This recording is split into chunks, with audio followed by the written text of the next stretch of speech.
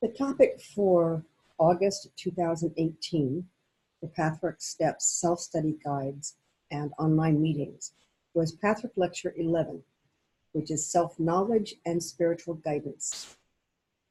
Now, this was part of a 3-lecture series that started with Pathwork Lecture 93, Main Image, continued with Pathwork Lecture 94, True Self versus Superficial Levels of the Personality. And then I went into Pathwork Lecture 11, Self-Knowledge. Two things happened in that 3-month arc, which meant that I'm recording several of these in a row because I fell behind. And one of the reasons I fell behind is that the previous month, Pathwork Lecture 93, Main Image, was resonating throughout these couple of months. People were continuing to look at the questions asked regarding Main Image. And the lecture on True Self helped deepen their experience. And it was my experience, speaking in September about the August meetings, that Pathwork Lecture 11 on self-knowledge continued to support deeper and deeper self-analysis, self-looking, self-evaluation. And the contributions that this particular lecture made were summarized in the 4 subtopics that I develop whenever I do a study guide. And the first topic was that happiness lies in your own hands. I put this first, it's first in the lecture, and it is a confrontive idea. It's can make people angry.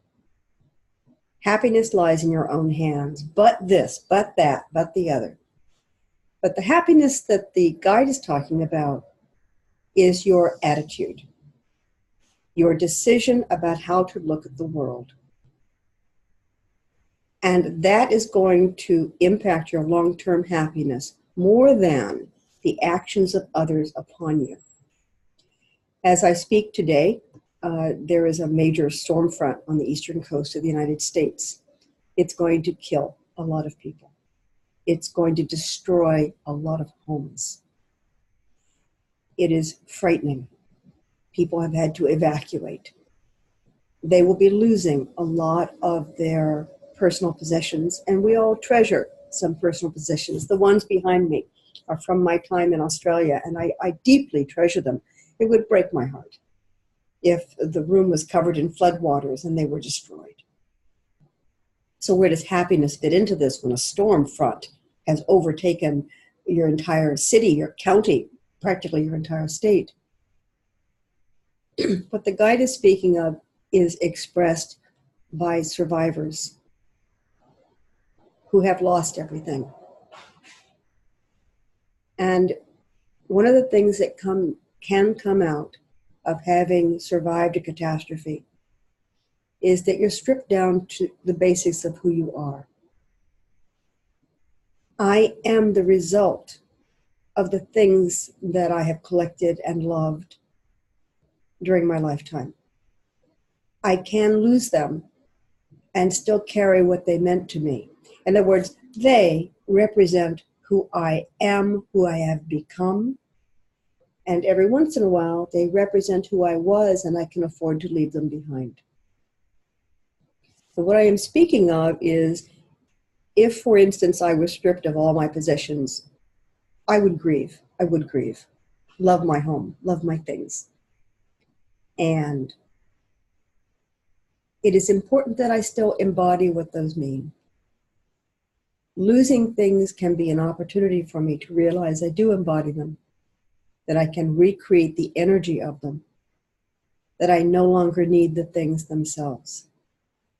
I speak of this based on interviews that people give when they have lost everything. They become more aware of how much family means. Even if they have lost family, they begin to realize how they hadn't valued family as much. Pathwork teaches that human life is about learning and growing. And sometimes we learn and grow from adversity. But in the learning and in the growing, there is a happiness. And this is the kind of happiness that the guide focuses on. Not comfort, but a deep, fundamental sense that we are headed in the right direction, no matter what the adversity is. So that's what the guide means when he says that happiness lies in your own hands. Another way to understand that, years ago I got a little plaque, and it says something like, happiness is about changing your point of view to see it from another perspective. It is surprising to many people how their attitude influences their interpretation of events. They realize this when they get a different interpretation, or they take a different, they stand in a different place and get a different perception. So the invitation here is that if happiness lies in my hands, that I may need to take action and not depend on other people to make me feel happy, but to focus more on working towards my making myself feel happy. The second subtopic, is a wonderful phrase, you cannot overcome what you do not know. Remembering that the title of this lecture is Self-Knowledge, Inner Guidance. So before you can have inner guidance, you're going to need to know something about yourself. Think of it this way. For those of you who drive cars, if you're driving a car that's got a significant steering problem, then you're constantly cranking the wheel to this side to keep from going in the opposite direction, and you have a bad alignment in your tires. It is important to know that you are doing that so that when you get the car realigned, you don't continue to do this and wonder why the car is going over in the other direction. You need to understand the mechanism of who you are, why you push hard, why you work hard, why you party hard, why you enjoy certain possessions over others, why you enjoy certain friendships over others. What does this give you? What I'm speaking of is that we all have bias about what makes us happy, what we spend our time on. It's important to understand this. That's what self-knowledge is about. Another aspect of you cannot overcome what you do not know is expressed in a lecture that I use a lot, and it's heavily promoted on my website. And I always do it this way. I hold up 4 fingers. This is Pathwork Lecture 127, which is the 4 stages of spiritual evolution. And the 4 stages are ignorance, I don't know, I have no idea what's going on, is a stage. And then you come into awareness. You cannot work on something until you come into awareness of it. But when you come into awareness, it can feel very sudden and very large. So it's as if you open up a door and find something that you had no idea was present. And you can go into shock over this, and you can go into denial, and you can protest and say, but. It's a very active and very emotional stage, awareness. But it is a necessary stage so that you can begin to understand cause and effect, what happened, what was my contribution to this? How did I ignore this for so many years that it got so large? And then the last stage is a knowing. Okay, now I understand the mechanism. I understand what was going on. I understand how I got deceived. Now I know what I need to look for. This is a constant dynamic, goes on every day of your life, has gone on your entire life. I find it important in understanding lectures to find the place in me that did what the lecture is describing. Even if I don't do it daily in my life anymore, it's human, I did it. So I try to find examples of where I was totally ignorant, and then I popped into awareness, into realization, and there was a lot of cleanup to do from what I had been unaware of. The guide says you cannot overcome what you do not know. And that's why self-knowledge is critical to inner guidance, because our inner guidance, as I expressed in the little video on Pathwork 94, which was about the true self and superficial layers of the personality, The true self, your divine spark, may be at odds with different layers of your personality. If you understand that there's a lack of alignment, just like in a car when the tires aren't aligned right, if you understand that there's a lack of alignment, then you can understand why things aren't going smoothly. And you can realign. But just like a mechanic working on a car, they've got to understand the mechanism. So when it says you cannot overcome what you do not know, what you have to know is yourself. You need to begin to understand your divine spark to some degree, and to begin to understand that there are superficial levels of the personality that have built up over time that may need to be adjusted, aligned, or dissolved. The third subsection has a phrase that I simply repeated because I love it. And that is the labor of stringent honesty is necessary for self-knowledge. To be honest with oneself may be the hardest work that we do. To be honest about oneself means that we have to give up excuses. We have to give up blame. We have to give up focusing on the percentage of the other's responsibility. We have to give up our illusions, our fantasies, and we have to look at what is. One of the ways I explain this is that Pathwork offers us a map of consciousness, an explanation of how things get tangled and how to untangle them. And one of the phrases used is map of consciousness. So the lectures offer us a map of our own consciousness. And I remember one time I moved to a different city and I had a map. And it's a wonderful thing to have a map, except I didn't know where I was. If you don't know where you are, a map doesn't do you any good, because you have to know your starting point. And once you find your starting point, where you are, you do need to know where you're going.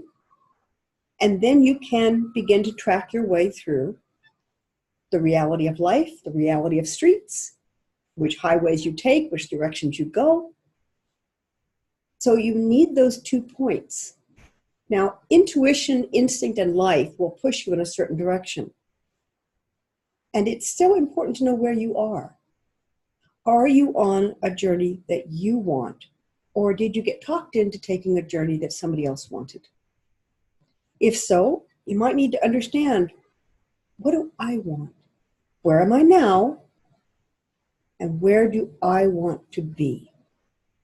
So if you can imagine this as a map of your consciousness, you need a "you are here" marker. And that's what self-knowledge gives you. And that requires stringent honesty. You can't hope that you're next to the airport or hope that you're closer to your goal than you actually are. You need to admit. And if you're lost, you may need to admit that so that you can ask for help. You can ask for directions. The last section is what people get excited about: contact with the world of spirit. The guide describes this as more complex than we may like it to be.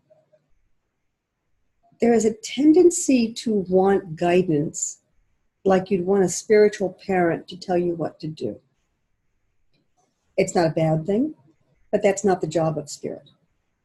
The job of spirit is to support your growth and transformation, your journey to being more of who you really are. Sometimes that means helping you out, giving you information. But more often than not, it means inviting you to learn something, inviting you to see something, supporting you during a difficult phase rather than pulling you through it. The guide also describes that in wanting this spiritual parent, I want to hear from this spirit, I want to hear from this medium, I want the voice of God to come through me, that it's easy to forget that if you do accept that you have a divine spark in you, then that divine spark is as connected to the world of spirit as any other being that might come through. So that listening to your real self is a form of spiritual guidance. Now, again, the trick is we need to differentiate that divine spark from the superficial layers of personality, as in Pathwork Lecture 94, but also in terms of the subconscious, the unconscious drives, fears, prejudices that we have. The guide describes how you can differentiate that by noticing, because the subconscious can be pushy. It can move quickly. It is committed to a certain direction. Whereas your divine spark, your inner conscience, is more advisory. It doesn't have an urgency to it. It's not afraid. It is not demanding. That these are ways where you can distinguish currents in your personality as distinct from your inner being, your divine spark, your real self. Again, in the study guide, I may have a lot of material, but there's more in the lecture. So I always advise that you go read the lecture. So thank you for listening.